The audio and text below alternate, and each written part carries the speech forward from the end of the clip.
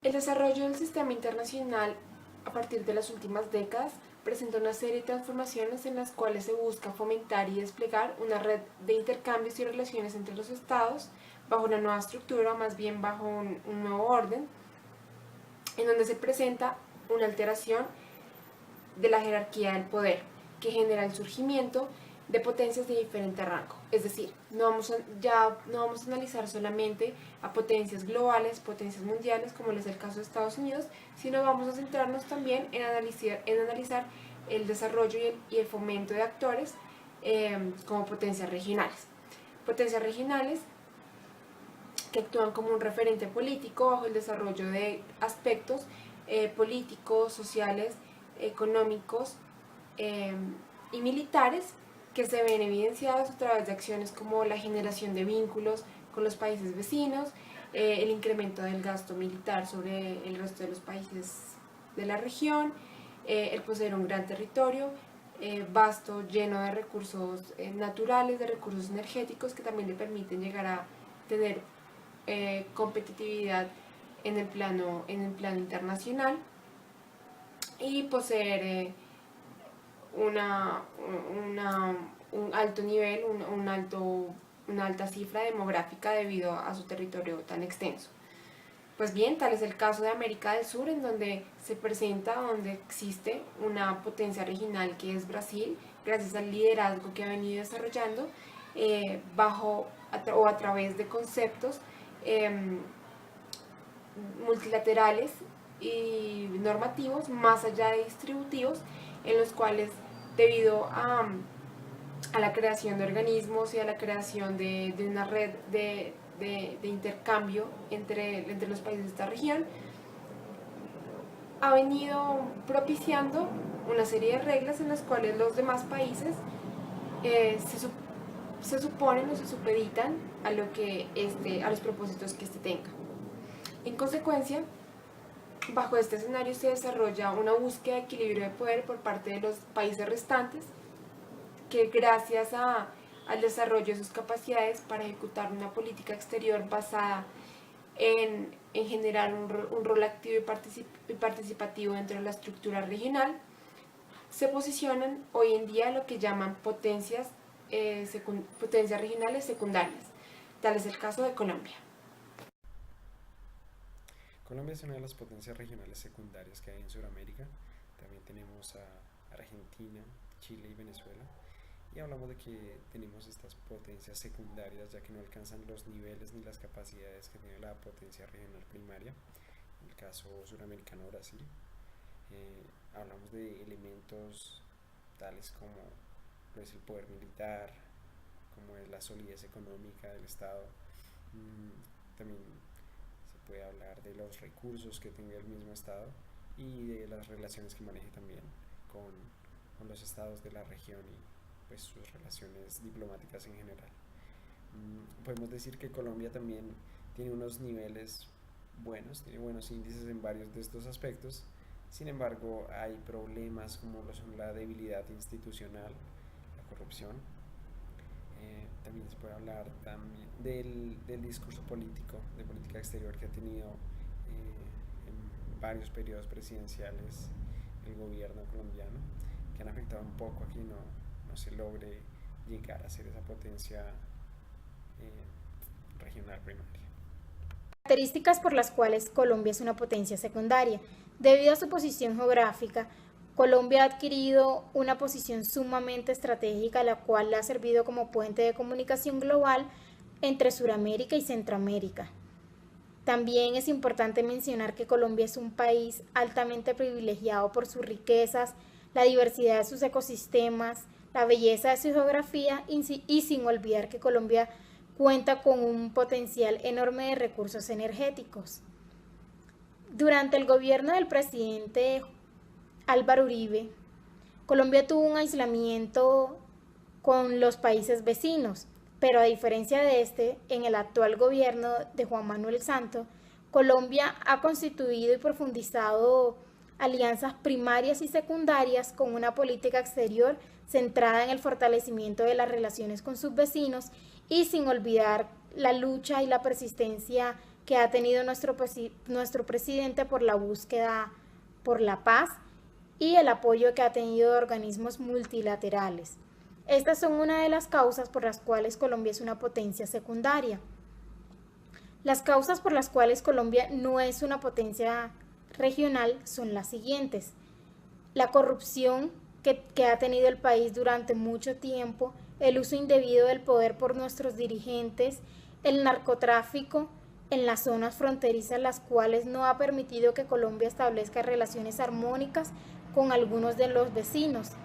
También, como ya lo había mencionado anteriormente, el aislamiento que tuvo el país con los vecinos durante el periodo del expresidente Álvaro Uribe. Se ha venido suscitando ciertos cambios en las estrategias de relacionamiento internacional en la administración Uribe Santos, pero los fines gubernamentales permanecen inalterados. Por ejemplo, en el caso de Santos, la integración se limita a la creación del TLC como vía de inserción internacional, así que se mantiene el punto de vista de administración de Álvaro Uribe. Los cambios o giros entonces que se han dado tienen que ver más con la política económica internacional de Colombia, por ejemplo, la firma de los TLC, y los esfuerzos para desarrollar un mercado bursátil con otros latinoamericanos son intentos de creación de nuevas estrategias económicas con el fin de atraer más inversión directa extranjera.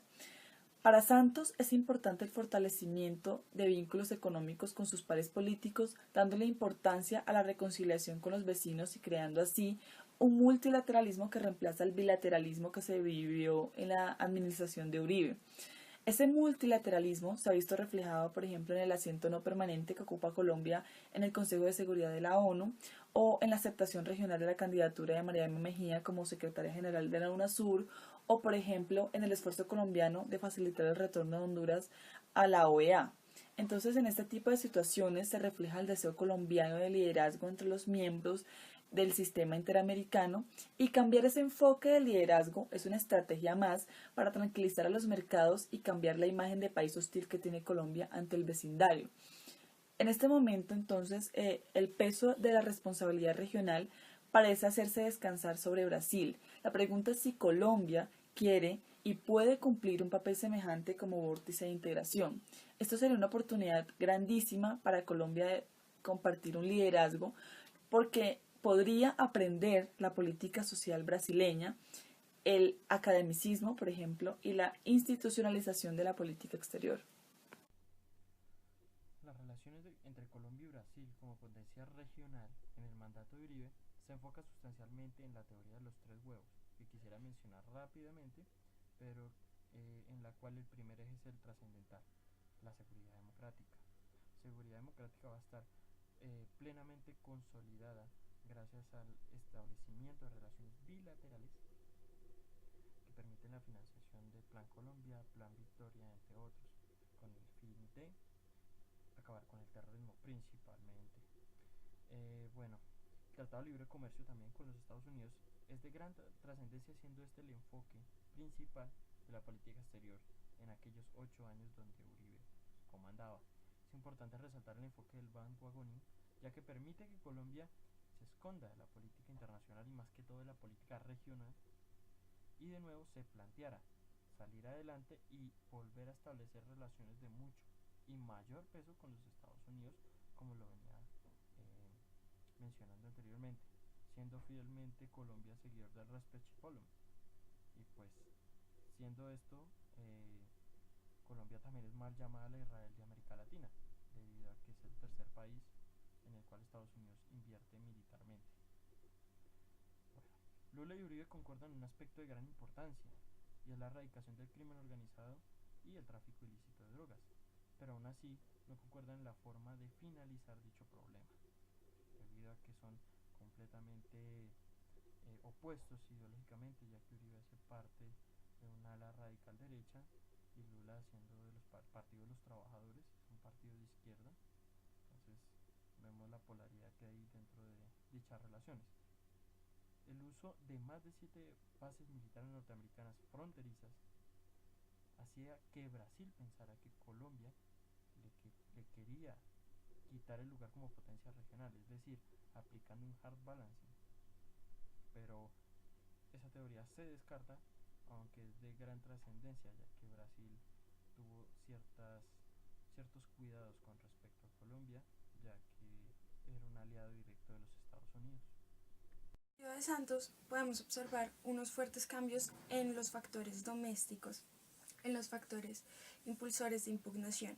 En este caso podemos observarlo en los intereses económicos, ya que se dio un cambio radical en la visión Respice Polum hacia la visión Respice Similia. Evidentemente, en el periodo de Uribe se mantenían fuertes relaciones con Estados Unidos, viéndolo como el único aliado tanto comercial como político.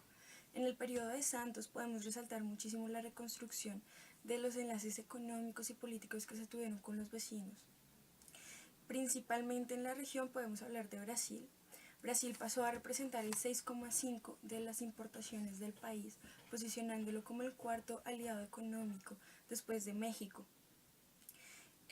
Respecto a los medios de opinión, a los medios de comunicación, la opinión pública centró totalmente su atención en los problemas regionales que se estaban viviendo. Se abandonó muchísimo toda la intención de persistir en analizar totalmente las relaciones con Estados Unidos. Entre los sucesos internacionales que pasaron a ser la prioridad en la agenda tenemos obviamente los problemas políticos que se estaban viviendo en Venezuela, el posicionamiento de Brasil y el opacamiento de la hegemonía que tuvo Argentina durante mucho tiempo en la región. Ahora, respecto a los factores estructurales, la presidencia de Santos reconoció la distribución de las capacidades políticas y económicas en la región. Con esto, ¿a qué me refiero? A que se dio primero el reconocimiento, como ya dije anteriormente, económico, de la hegemonía económica de algunos países latinoamericanos, como de Brasil y de México. También, obviamente, se denotó mucho y se reconoció la influencia política que reconocía Venezuela para Latinoamérica. Y esto materializado en la construcción de la Organización del ALBA. En el orden de la seguridad, el presidente Santos mostró el conflicto interno como un asunto que era coyuntura para todos los países latinoamericanos y los invitó a los diálogos de paz, vinculando a los vecinos, construyendo una seguridad colectiva. Entonces, el conflicto interno pasó de ser un asunto netamente interno en el cual solamente podía ser invitado a Estados Unidos, a pasar un asunto en el cual los diálogos de paz podían reconstruirse tanto en La Habana y teniendo como invitados líderes regionales. En los factores históricos de impugnación no jugaron un papel muy trascendental en el periodo de Santos, mientras que los factores conductuales e impulsores de impugnación sí mostraron, la verdad, una fuerte participación, ya que los acontecimientos ocurridos con Nicaragua provocaron factores conductuales en el segundo periodo, con una evidente falta de liderazgo normativo frente al fallo de La Haya, una falta de liderazgo consensual en las relaciones entre Venezuela y Estados Unidos, las cuales este factor se está intentando reconstruir actualmente mediante UNASUR, pero Colombia ha demostrado totalmente una falta de liderazgo multilateral por la poca influencia en el poder hegemónico de la región.